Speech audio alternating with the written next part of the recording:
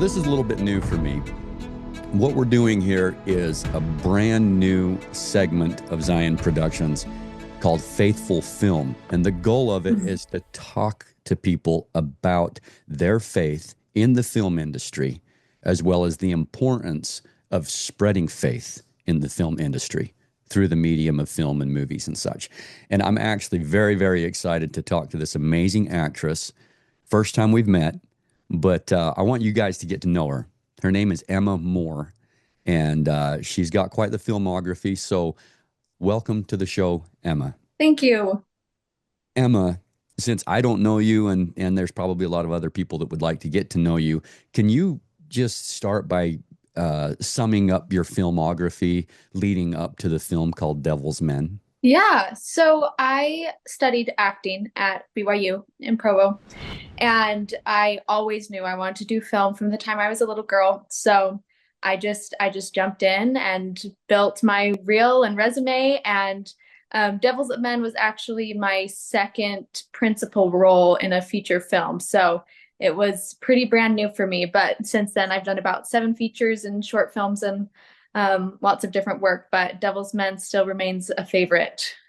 Would you say that Devil's Men was like your calling card? Because that's quite a bit of roles since Devil's Men. Yeah, honestly, it was very fulfilling, and it's exactly what I want to be doing in film. So to have that opportunity so early on in my career was really hope-giving and strengthening. My experience with this, and just so everybody knows that Devil's Men, don't be fooled by that title. It's not about a group of men that were led by the devil. It's actually based on a true story of a platoon of American and Canadian paratroopers that were so effective in their strategy during World War II that the Nazis started calling them Black Devils or something like that. Yeah. They were having a really hard time with this group of men. So that's why the film is called Devil's Men. But it's actually quite an inspiring film. And it is playing on Amazon Prime, and maybe, Emma, you know where else it's playing, but I did get a chance to see it, and I thoroughly enjoyed watching it. But what's funny is you and I probably walked by each other 4 or 5 different times at Zion's Indie Film Fest in 23, and I had no idea. Uh-huh. It was actually at the awards ceremony where Devil's Men had, I think, taken second place in Best Feature Film. Don't be fooled by that, because there's a lot of great films that go through Zion's Indie Film Fest. And it was a very, very good film.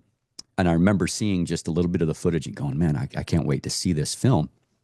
And lo and behold, Emma played as a character named Grace Ford.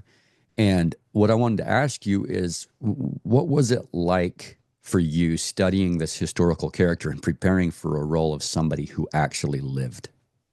There was so much responsibility compared to previous roles because I wasn't creating a character, I was representing a person. And so in preparation for that, I gathered as much information as I could about her. And it was really special because the producer of the film is the nephew of Grace Ford. And so Oh, he obviously knew her and loved his aunt very dearly.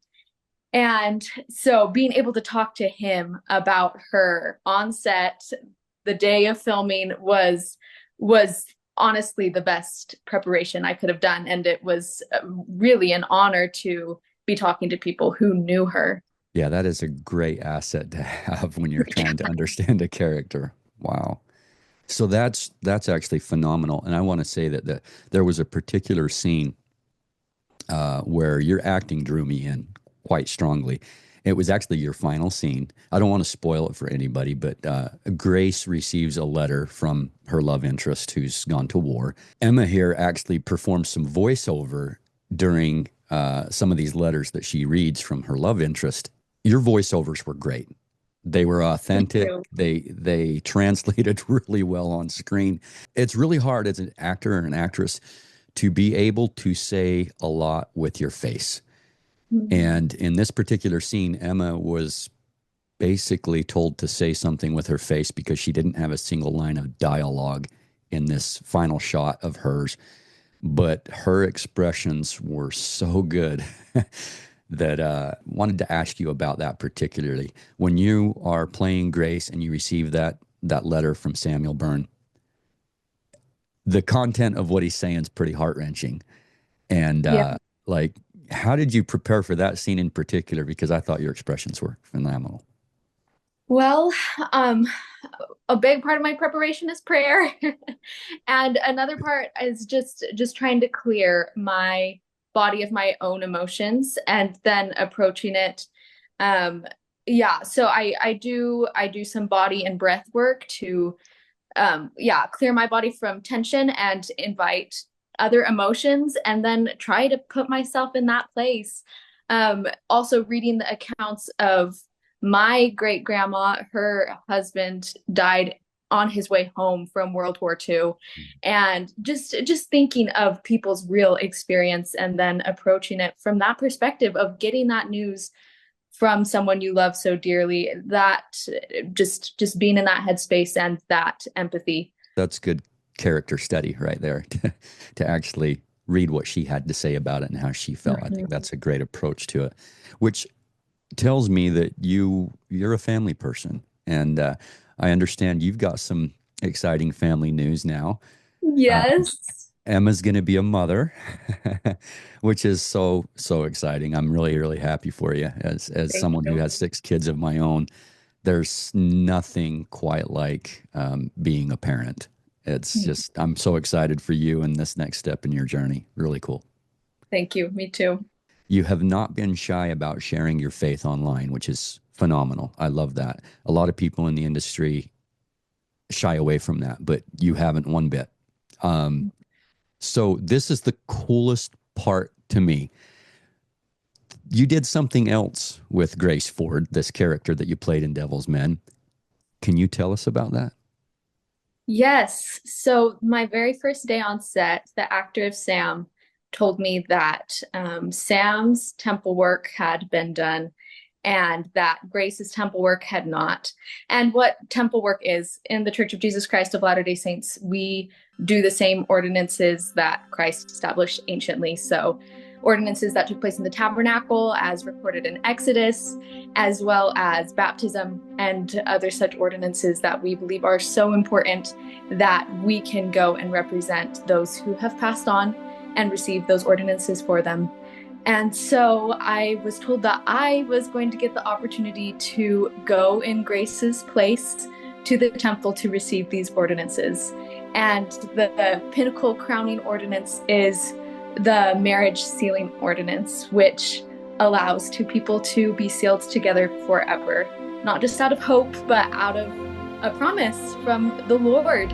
And so I had the privilege this summer to go, and the director came too with his wife, and I was able to do Grace's work and represent her in a much more eternally significant way. And it's one of the most beautiful experiences of my life. I can't even imagine that after doing the character study for this person that lived, that you actually got the opportunity to go through the temple and perform the ordinances for Grace Ford. I can't even imagine what that is like. So good on you. That is absolutely amazing. I've never heard a story quite like this from anybody in the film industry. When you're going through, because you can kind of have a little bit of a surreal experience if you're playing a character in a film of someone that lived, where sometimes you can feel the presence of that person. How much more could you feel Grace's presence while in the temple than versus when you're doing character study for her? It's just such a sacred place that invites that. But that is something I was really surprised on, that on set I truly felt that Sam and Grace were aware of us and were helping us with that work, and that was a beautiful experience. But to have that sacred space of the temple with that intention, that's even more important than having their story told, is having their story be influenced by our Savior. I love temple work. That's so beautiful to me. I don't know anything about Grace Ford, but what I've learned from Emma Moore here. But I know that these people are real. They Yeah. didn't just live a life here. They're living a life there on the other side of the veil. And I love the way that Joseph Smith puts it. He gave a talk once where he talked about how when we will take the time on this side of the veil to go through for our loved ones and people we have care for and perform the ordinances for them and in their behalf, that there are administrators on the other side that are there who will set them free. And Mhm. for people that don't have a body, they're separated from their body right now. I think that's just the coolest visual and feeling to think that maybe there's some degree of spirit prison that they're just held back from. But once somebody has enough care on this side to care about them to go through for their ordinances, that they can be set free and be able to progress and move forward. To me, is such a beautiful thing. And I love the doctrine that we have in the church, and that is that we're not really dead. When we die, we're not gone. The spirit lives on, and I love the doctrine of the resurrection and the promises that you get, and the marriage sealing that you brought up about coming forward on the morning of the first resurrection and receiving what you receive, etc. I wanted to talk just a little bit about where you've gone since Devil's Men and where people can find Emma more. Where can we get more Yeah. of Emma? Well, you can always check my IMDb. That's probably where updates will come first. But the other latest release is a Christmas movie called A Christmas of Wonders, and that's also on Amazon Prime. And there's a couple movies in the work right now. And another miracle is that in both of these films, I'm pregnant. So it doesn't matter when I start showing because, yeah, it's fine. And I just won't have to wear a fake pregnant It's, belly it's, or I it's character study, right? I mean, you just yeah. know how to prepare for a role. Yeah, so that's where I'm at right now. And then I do voiceover work in between, and I'm excited for that opportunity to continue whatever stage of pregnancy or motherhood I'm in. And yeah, that's where I'm at. That's incredible. How important do you think it is that uh, producers and directors and people that work in the film industry, how important is it that faith is shared through film? I think it's vital because if people aren't willing to share their personal faith or the faith of others, there's no soul in it. Because faith, to whatever degree, even if people aren't religious, spirituality and faith is the core of each human, of what they believe. And if you're not willing to show that through film, even if it's questioning, even if it's hard, there really is no soul in it because there's no humanity without that spiritual surge. I love the way that you put that. I think that film is probably the most powerful technological medium that we have to convey ideas. I've told people this many times, and I firmly believe this, that if Joseph Smith or Brigham Young, John Taylor, or these guys lived today, they would be using film to spread the gospel. Because in their day, they used the power of the press. They were constantly investing in different printing presses to get the message out with all their different times and seasons, Evening and Morning Star, the Elder's Journal. There's so many different magazines that they were putting out these periodicals in. And they probably like looking down on us like, guys, why aren't you using what you have to spread the gospel? So I love that you're doing that as an actress, though maybe you're not in so much a producer's role to where you're like picking the content or anything, but you're still using the medium as an actress as much as you can to spread your faith. And I want to say thank you for that. It's a great example that you're putting forward. But there's just a couple other questions I have before I let you go. For sure. The first one is, what are you working on right now, and how much can you tell us about it? So there's two projects I'm in the middle of. One is a Christian film, and I've signed a non-disclosure, so I can't share too much about it. But it's a great just journey of faith and healing. And then I'm also in a witch fantasy movie, and that one's an interesting one. And I considered how it would represent me and approaching it. And as I prayed, I realized that my character is still it's the light of the film and is Of the kind of the film. contrast of the purity and the peace that comes from that. And so I've felt a lot of peace moving forward with it, but it's very different from anything else I've done. So those are the two film projects I'm in the middle of right now. If there was a series of Joseph Smith in his life that was to come out, that included many of the different females around the history of Joseph Smith and LDS history. If there was one role that you could pick in LDS history, what would it be? Oh man.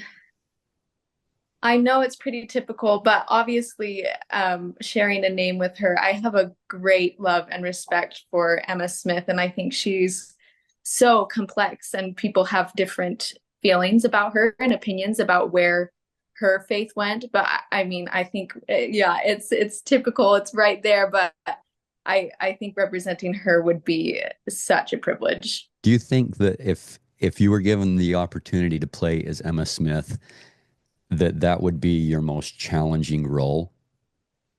I think that's safe to say, because not only is it a real person, it's been done many times before, Mhm.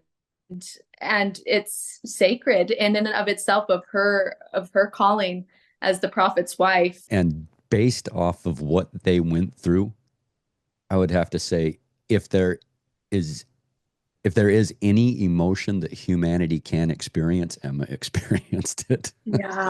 Oh, yeah. And that's a pretty, you'd have to have a pretty wide range to be able to play all of those. And I think you could. Based off of what I've seen from your acting resume so far, I think you could. Well, thank you. So that's wonderful. Guys, Emma Moore. How do you say your, is it your maiden name or is that your middle name? Yeah, it's Um, Andreasen. So Emma Andreasen Moore. Yeah. Andreasen. I was going to introduce you with that one, but I didn't know how to pronounce it. I was going to feel pretty No worries. embarrassed I if go by saw it. both. Well, thanks, Emma, so much for being here. It's been short and sweet, but I want to wish you well in your career and as a mother, and want to thank you for doing temple work and pushing the gospel forward and sharing your faith online. I want to encourage you to keep doing that. Um, we've got to be able to spread the gospel as much as we can in the film industry, because Hollywood's spreading the opposite, and we've got to combat that. So, So I want to thank you and want to tell everybody, check Emma out. She's actually a very, very talented actress. Watch Devil's Men. It's on Amazon Prime right now. And what was the Christmas one? A Christmas of Wonders. All right, I'm putting that on my list. A Christmas of Wonders. Okay. Well, thank you so much for joining me, and I wish you well. Thank you. God bless. You too.